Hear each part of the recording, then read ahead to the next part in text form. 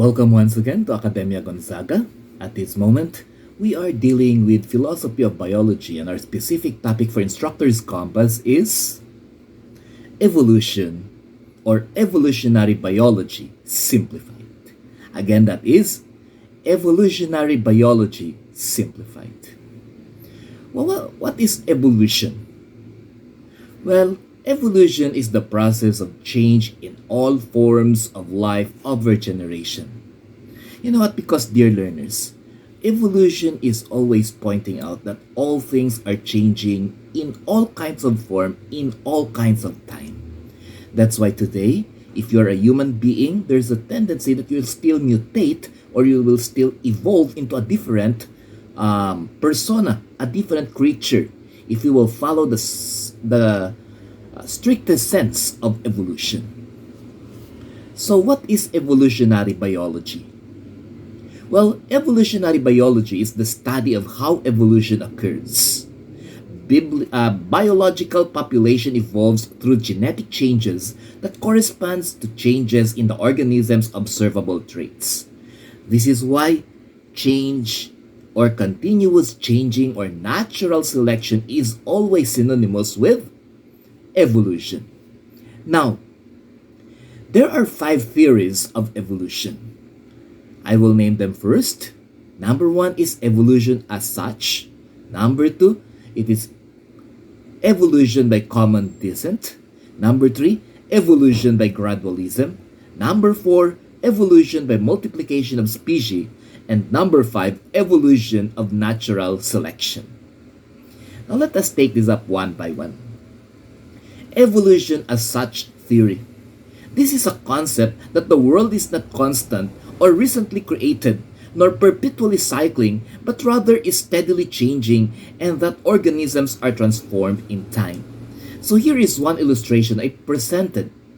The concept that man came from apes and apes came from dogs and other lower animals support this theory, as it claims that in the proper time, these dogs will also become apes and the remaining apes will also become humans in due time. That means if we will follow the cycle of evolution as such, change is still occurring until now.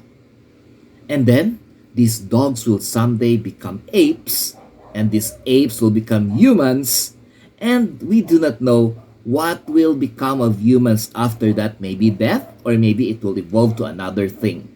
However, let us have a glance of reality. Humans today are born as humans. They come from the womb of their mother and they become humans. That is one proof that evolution as such theory is at times questionable. Another thing is, some apes die of old age. They don't have symptoms or they don't have signs of becoming humans after all. There is no conversion, there is no evolution. So until now, evolution as such, as an evolution theory, is still answering so many questions. Let us go to theory number 2. This is evolution by common descent. Common descent means it is a concept of evolutionary biology applicable when one species is the ancestor of 2 or more species later in time. How can this be possible? Well, here is an illustration. Reptiles seem to evolve due to the environmental needs of its species. Thus, dinosaurs adapted to its environment by having a breed that has no more legs and has faster movement in the ground called snakes. Okay, at the same time, there are others that adapted to the needs, that they need to become small enough to thrive in the lower planting system, such as the iguanas. Thus, if the theory will be considered that snakes and iguanas came from the dinosaur descent, then this is a classic example of common descent, meaning there might be an animal that may produce 2 other species because it will have a systematic change and a descent from one species. Most of the time, this is because of adjustment. This is because of what? Something like environmental factors. So who knows? Gorillas and humans came actually from monkeys. our common descent is a monkey. If we will follow the Darwinian common descent theory, that is what they're trying to implicate. However, until now, they have seen the size of the hearts and the other organs of monkeys, okay, of gorillas, okay, of chimpanzees, of apes, and that of humans. There are really many physiological differences, anatomical differences. That is why until now, the study that man came from a descent of another creature, or man is related to its nearest relative, the apes or the gorillas, okay, cannot be proven when we are talking about only the ancestral descent of these creatures. So common descent until now has still many questions to answer before it will reach a stage of consistency and believability. The third theory here is gradualism. Gradualism evolution is an evolutionary model that refers to the tiny variation in an organism or in society that happen over time to make a better fit for animals and humans and other organisms in their environment. This is much easier to comprehend. Let us then take the illustration here, learners. The civility and the need for vertical movement plus the unwanted functions of the tail can be one reason why apes and large animals, okay, of the monkey family gradually adapted to organisms that can function well in the present environment wherein more polished communication and more socio-economically functional beings are needed, most of them vertically standing, and that is why they gradually evolve as humans. In short, there is really no need for apes to become humans. It's just that they adapted to the need of the time, so they gradually adjust to the environment. And they gradually put away the parts of the body that is not needed to be in the new environment, which we humans are thriving now. If you are going towards this direction, this is called the highest degree of gradualism as an evolutionary theory. However, the question still remains. Man, during the cold season, is still destined to wear woolen blankets, woolen coats, very, very thick clothing. If man is really evolving in terms of gradual adaptation or gradual co-functional ability with its community, with its environment, man could have grown a thicker skin. Okay? Man could have converted itself into a cold-blooded entity. However, did this not happen? Because man as a system is an organized system already when it was created. So there is no gradualism or gradual adaptation or gradual evolution that actually happened, because for man to thrive in this system, man is only trying to tangibly, okay, to tangibly put something into his body like coats, like sweatshirts, like sweater, in order for him to adjust to his environment.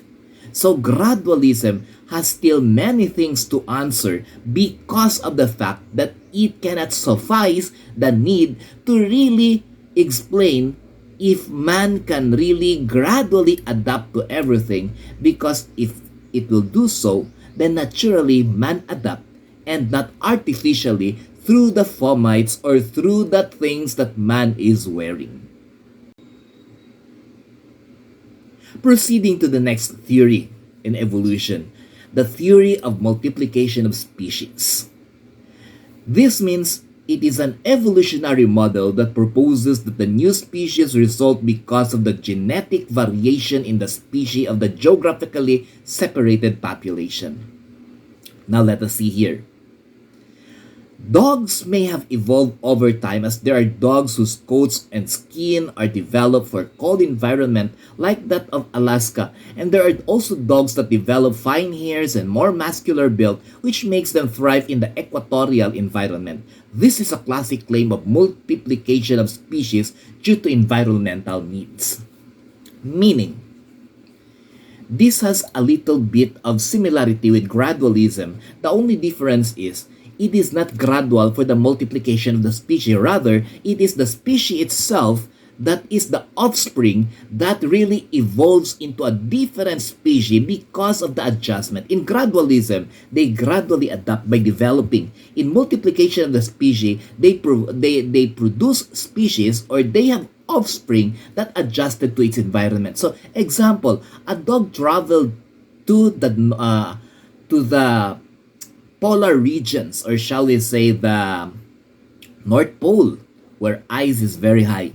So tendency is when the dog gave birth, the offspring will have skin that are thicker, okay? They will have body that are more warmed because it will adapt to the environment of it being very cold.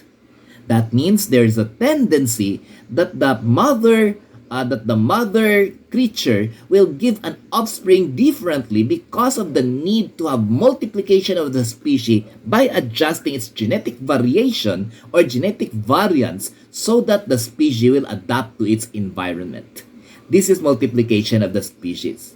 Again, it has still many questions in science, because if the main proof of this multiplication of the species is the fossils, there are tendencies that the transition of the fossils are lacking. They can only find the first, the third, the seventh, the ninth, but there are no fossil transition that can be seen from the first, second, third, until the last step that will explain really the multiplication of the species or the species variation itself. So this is again connected to the failure of the Darwinian tree of life, which they try to establish to really proclaim that evolution is correct. So by then, let us just keep our eyes open. They might put up the theory in the future. Now, the last evolution theory here is natural selection. We have tackled this already in the last discussion. There is a separate online discussion for this, but for the sake of completion, let us define natural selection. Natural selection is an evolutionary theory that proposes that organisms that are more adapted to their environment are more likely to survive and pass on the genes that aided their successes. So a good example or illustration of this is the theory specifically discussed in chapter 2, which has something to do with something to do with the dinosaurs.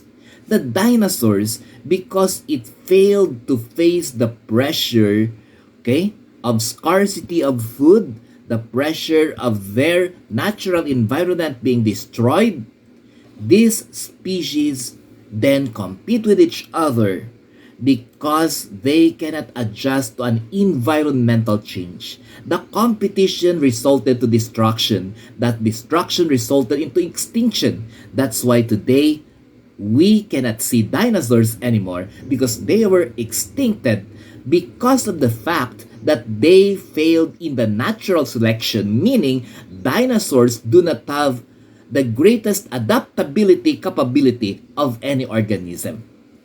Natural selection is also trying to teach us that animals are not really decided or considered according to their power in terms of evolution and natural selection. Rather, they are decided as great and enduring when they have the capability to adapt to whatever pressures and environmental changes that they will be facing. So these are the 5 great theories encompassing evolution. Going forward, we will now tackle the 5 areas in science that pose great problems for evolution. These 5 areas are genetics, biochemistry, paleontology, chemistry, and taxonomy. Let us define and give the problem. In genetics is the study or the specific study of genes and heredity. The problem here of genetics with evolution is Darwinian evolution relies on random mutation that are selected by a blind, unguided process of natural selection that has no goals but only evolving. Such a random and undirected process tends to harm organisms and does not improve them or build complexity, which is the opposite of what genetics is now doing to humanity. That when genes are protected, when genes are placed or are combined with the correct kind of genes, it creates human beings which are more gifted, which are more susceptible, and which are more functional in the society. So, genetics should be more advantageous to humanity and not harmful as it was pictured out by the Darwinian evolution. So today, genetics is one of those fields of science that question the validity of evolution. Secondly, you have biochemistry. Biochemistry is the study that explores the chemical processes within and related to living organisms, which includes human beings like you and me. The problem here is our cells contain incredible complexity like miniature factories using machine technology, but dwarfing the complexity and the efficiency of anything produced by humans. Cells are miniature circuits, motors, feedback loops, encoded language, and even error-checking machinery to decode and repair our DNA. There are presently no detailed Darwinian accounts of the evolution of any biochemical or cellular system, only a variety of wishful speculation. One very good example of this is the immune system, which are also composed of cellular reactions. Now, how can you explain that a mere evolution, a mere development or gradual occurrence happen when these cells in our bodies knows their own function, organize its own function, systematize its own attacks, and the immune response in our body capitalize the probability that somebody really organized this system before putting it to us for it to be functional. It cannot be that it only evolved and later on found its functions and then naturalized its functions. It's too hard for biochemistry to accept this kind of presumption. That's why biochemistry is starting to question today the validity of evolution itself as a theory. Next year, we will have paleontology. Paleontology is the study of ancient life which majors on fossils and its determination of life status in the ancient times. Let's proceed immediately to the problem of paleontology to evolution. The fossil record's overall pattern is one of the abrupt explosions of new biological forms and possible candidates for evolutionary transitions, and are exemptions, not rules. This has been recognized by many paleontologists such as Ernst Mayr, one of the greatest paleontologists of our ages, who explained in the year 2000 that new species usually appear in the fossil records suddenly not connected with their ancestors by a series of intermediates. What does this mean? For an organism to be called a gradual succession or a variance of a certain organism or an evolution of another organism, there should be complete fossil chronology, fossil formation chronology that should be presented. Of course, they can always argue that because of the time lapses, some of these fossils were already erased or some of them already dilapidated. However, it is very impossible that parts of it or fractions of it cannot be seen. So, paleontologists now question if one process skips another, goes to another, skips some more, is it possible that there are really no skips among the process and these fossils really belong to different organisms that were created on their own? Is it possible that they are not connected or they are not gradual succession or they are not evolutionary products of other species? Now, there goes the probability that somebody made everything and it did not only evolve from something. Paleontology today is raising a lot of eyebrows when it comes to the truthfulness of evolution. Lastly,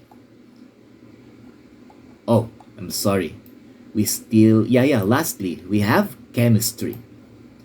Chemistry is the study that deals with the properties, compositions, structures of elements and compounds and how they can change and the energy that is released and absorbed when they change.